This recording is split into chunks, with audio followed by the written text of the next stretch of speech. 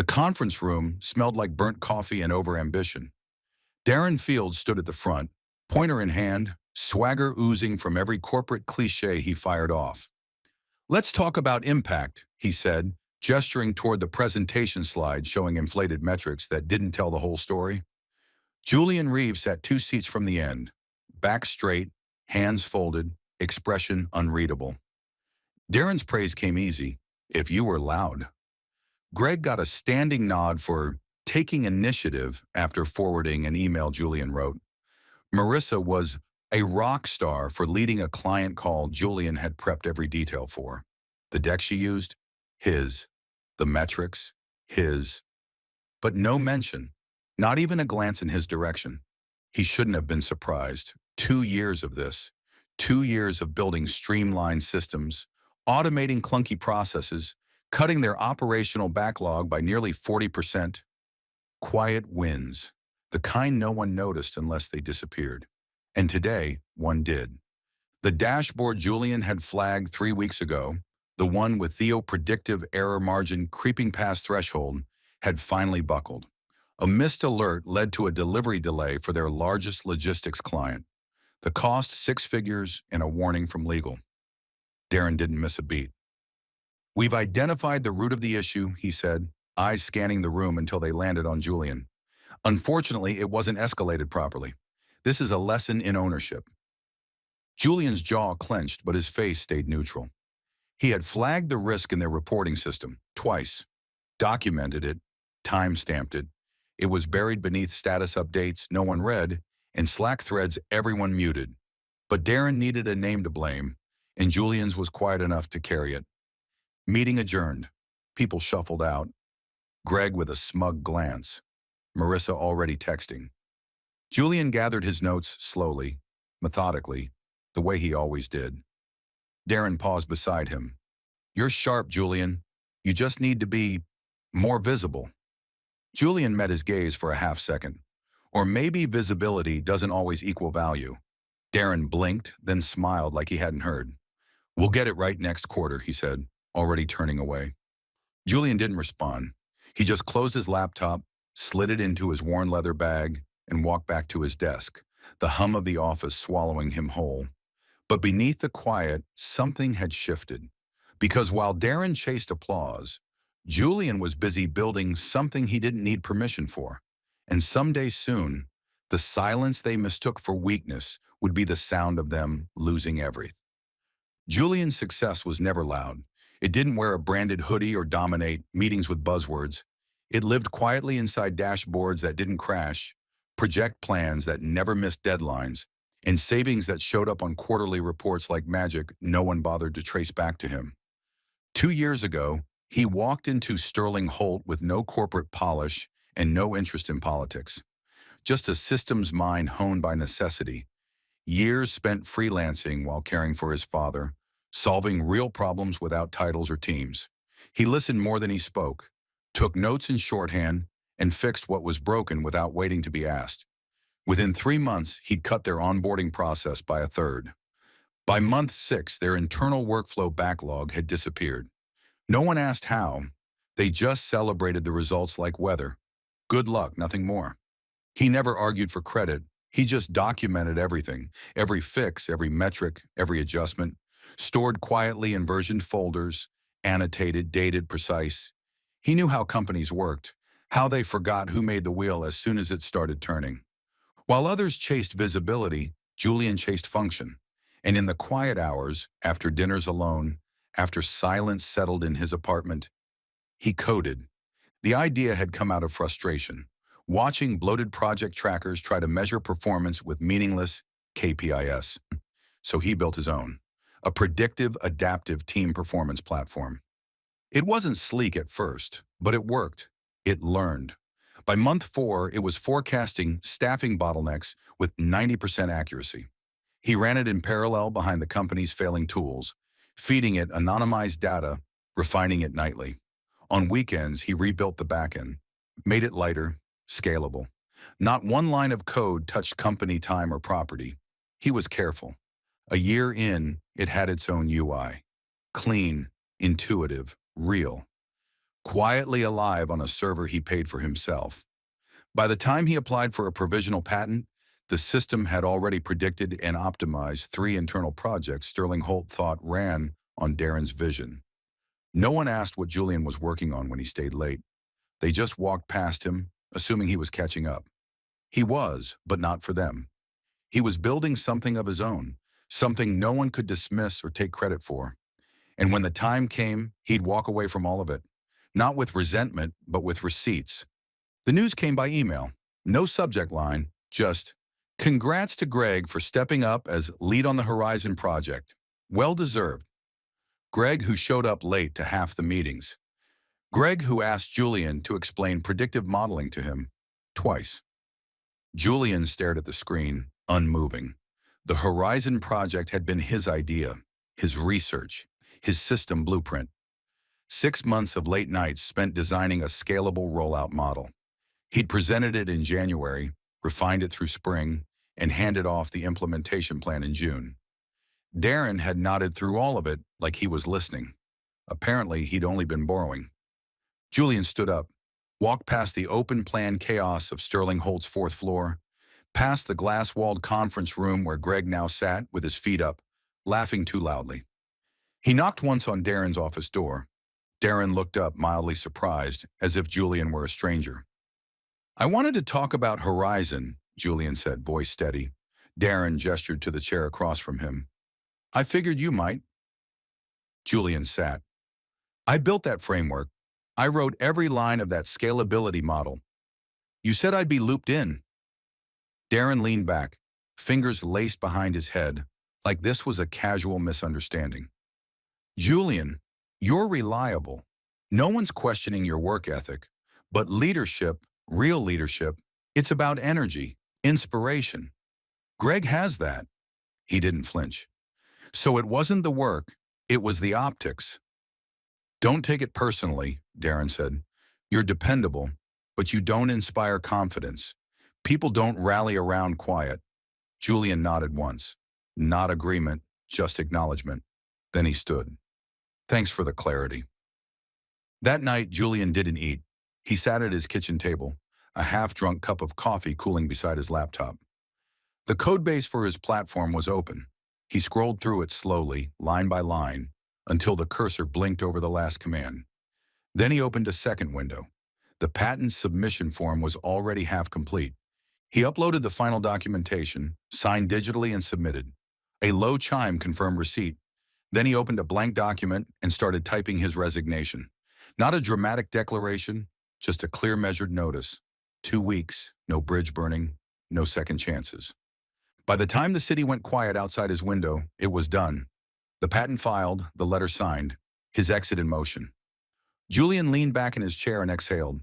He'd spent 2 years waiting for someone to see him. Now he'd make sure they couldn't ignore what he took with him. Julian slid the envelope across Darren's desk with a quiet precision that made the older man glance up from his screen, annoyed by the interruption. "What's this?" Darren asked, not bothering to reach for it yet. "My resignation," Julian said evenly. "Effective 2 weeks from today." Darren blinked, then gave a tight, amused smile, like someone tolerating a joke that didn't land. "You're serious?" Julian said nothing. Just sat, hands folded in his lap, the same way he had during 100 meetings no one remembered he was part of. Darren finally picked up the envelope, tore it open without care, skimmed the first line. His eyebrows lifted just slightly, then dropped again.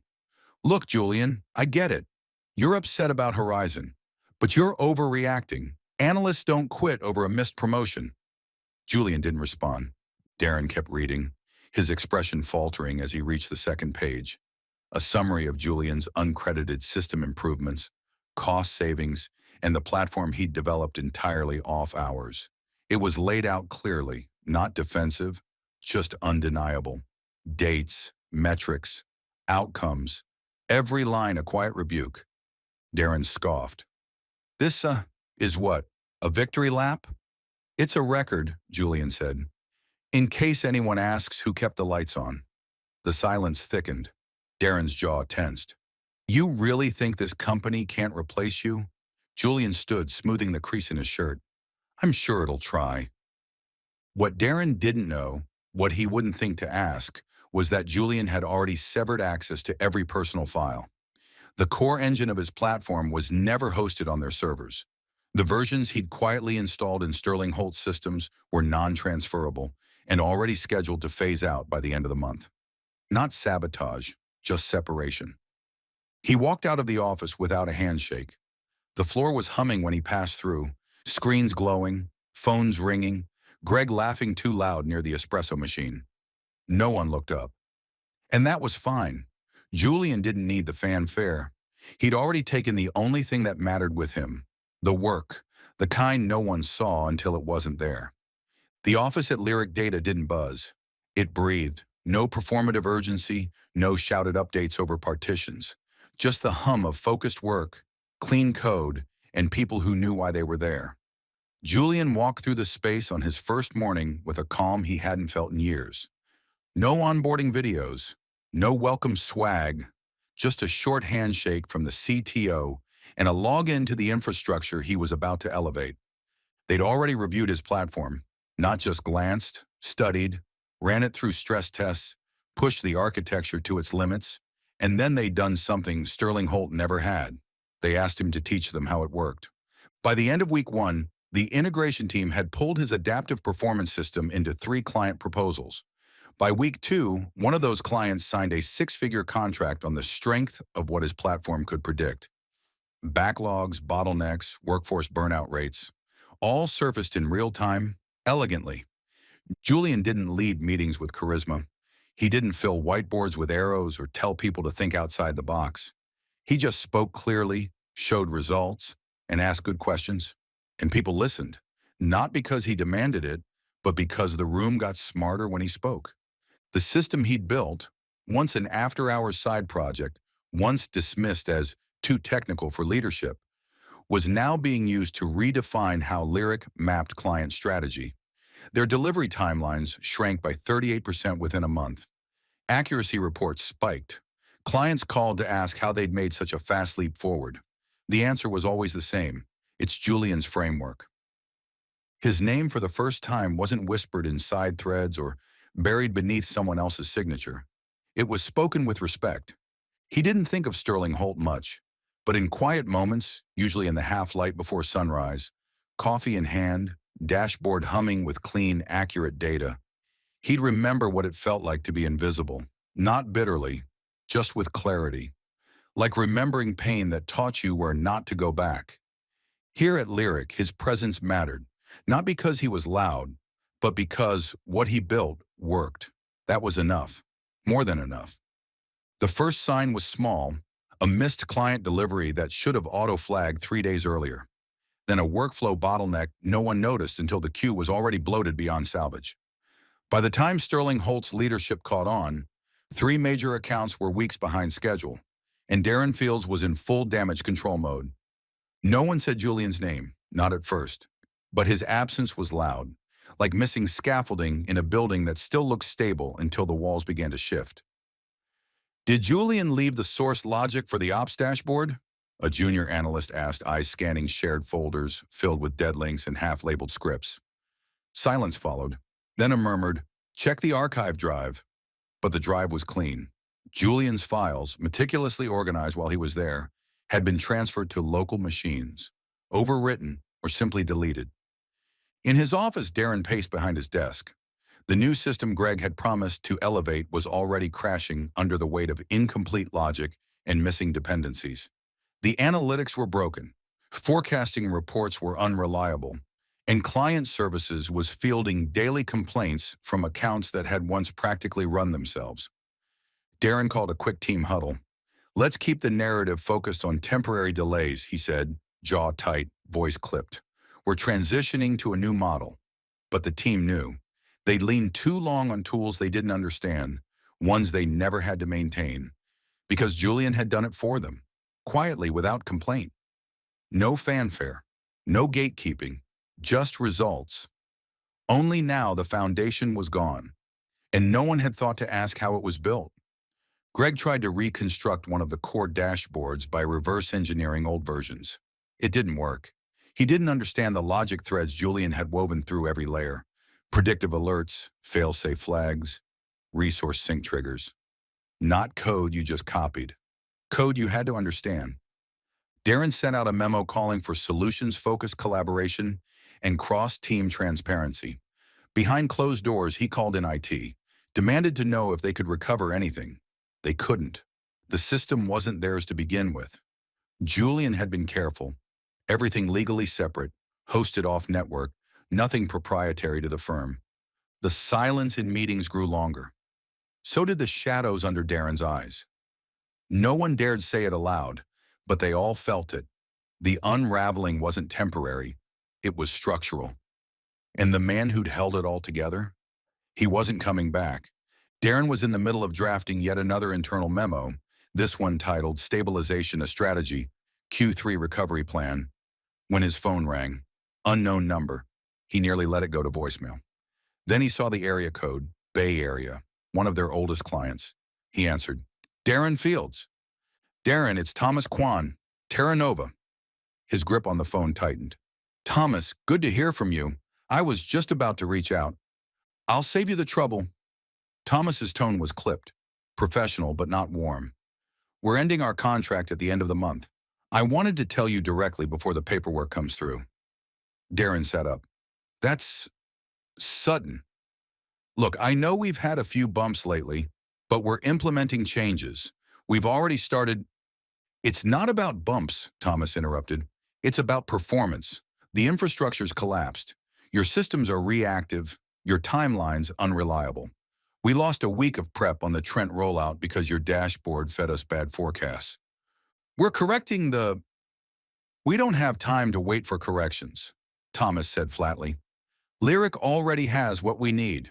We're onboarding with them now. Silence. Darren's mouth went dry. You're switching to Lyric? They've got a platform, clean, efficient, predictive, built by someone who actually understood what we needed. I assume you remember Julian Reeve. The name hit like cold water. Darren stared at the blinking cursor in his half-written memo. He's heading their systems now, Thomas continued. We didn't even realize he was the architect behind what had been working so well at Sterling. But it makes sense now. Your collapse started the moment he left. Julian never presented anything like that to us, Darren said, instinctively defensive. Maybe you weren't listening, Thomas replied. Anyway, we're moving forward. No hard feelings, but don't expect a reversal. The line went dead. Darren set the phone down slowly. The quiet in his office pressed in. Outside, through the glass walls, the floor moved at its usual buzz. But he saw it differently now. The cracks were everywhere. And they weren't just technical. They were human. Invisible scaffolding that had held the whole operation upright was gone. Julian hadn't just done his job. He'd built a framework beneath all of it, and Darren had let him walk away without even asking why. Now the industry was noticing, and they weren't just choosing Lyric. They were choosing Julian. Julian didn't even know the article had gone live until his inbox started flooding. Not with congratulations at first, but with quiet, reverent emails. Former colleagues, vendors, a client or two who'd once been indifferent, all with the same undertone. I had no idea. He clicked the link at his desk in Lyric's headquarters, the title bold at the top of the screen. The analyst who left without a sound and took the future with him. The piece in Techline Weekly didn't glamorize, it didn't dramatize, it told the truth. About how one systems analyst, quiet, methodical, overlooked, had quietly revolutionized internal performance infrastructure at a Fortune 500 firm without ever holding a VP title. About how that same infrastructure began to fall apart within weeks of his exit, and about the proprietary platform he'd built, now anchoring Lyric's meteoric rise across 3 sectors. They quoted a CTO from a mid-sized logistics client. I didn't realize until after he left that Julian had been the reason we were meeting every deadline. We just assumed Sterling Holt had finally gotten their act together. Turns out it was just him. Julian scrolled past his own face, shot from behind, staring out the floor-to-ceiling windows of Lyric's Chicago office, before minimizing the browser. His coffee had gone cold. He didn't care. Across town, the fallout began. The board at Sterling Holt convened that afternoon, the article printed and highlighted in fluorescent yellow. They demanded an internal audit. wanted to know how their core systems were this fragile, why no one had flagged their dependency on a single analyst's undocumented work. But it had been documented, just never acknowledged. Julian's internal submissions, proposals, reports, three of them dating back over a year, had been found buried in Darren's rejected items folder. Each with his name, each outlining a version of the same platform now driving Lyric's growth. The audit report was brutal. It confirmed what the article had suggested. More than 60% of Sterling Holt's internal process efficiency gains over the last 2 fiscal years had been the result of Julian's efforts. Work absorbed into team wins, assigned to louder voices, or simply passed over. Darren sat in the boardroom while the numbers were read aloud, face blank, fingers twitching on the pen in his lap. They asked questions he couldn't answer, asked why there had never been follow-up on Julian's proposals, why no one had secured knowledge transfer before his departure. No one said it directly, but it hung in the air. You let the future walk out the door, and you didn't even notice. At Lyric, Julian stayed late that night. Not for recognition, but because things were just beginning. And this time, the future had his name on it. The keynote ended to quiet applause, not thunderous, but real. The kind that came from people who actually listened. Julian stepped off the stage, clipboard still in hand, nodding at a few engineers who stopped to thank him. He kept his pace measured, calm. Lyric's booth was just ahead when he saw him. Darren, standing by the far wall, arms crossed, like a man still trying to posture in a room that had moved on without him. Julian didn't stop walking until Darren stepped directly into his path. Julian! He looked older, not by years, but by weight. There was a crack in the armor now. No arrogance, no smug tilt to his shoulders. Just a man trying to reach for something already out of his grasp. Didn't expect to see you here, Julian said evenly. I came for the conference, stayed for the keynote.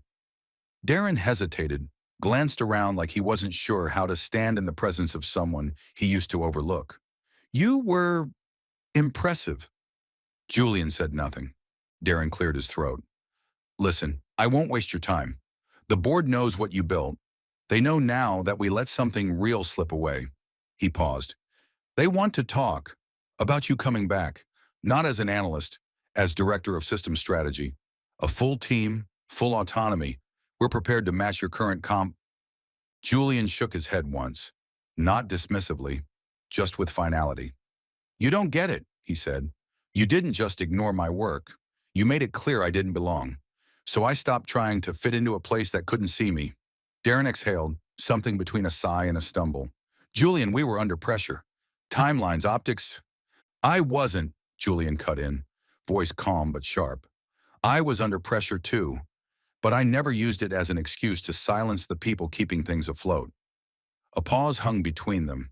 Darren's hands dropped to his sides. I'm not angry, Julian added. Not anymore. Honestly, I'm grateful. You gave me the space to build something you couldn't control, something I now own, and no title could replace that. Darren nodded slowly, but it didn't look like agreement. It looked like acceptance. Julian stepped past him. No bitterness, no drama, just forward. As he returned to Lyric's booth, one of his team members handed him a tablet, a new client request, Fortune 50, direct ask for Julian to lead the architecture call. He glanced once over his shoulder. Darren was still there, watching, but Julian was already gone, where he belonged.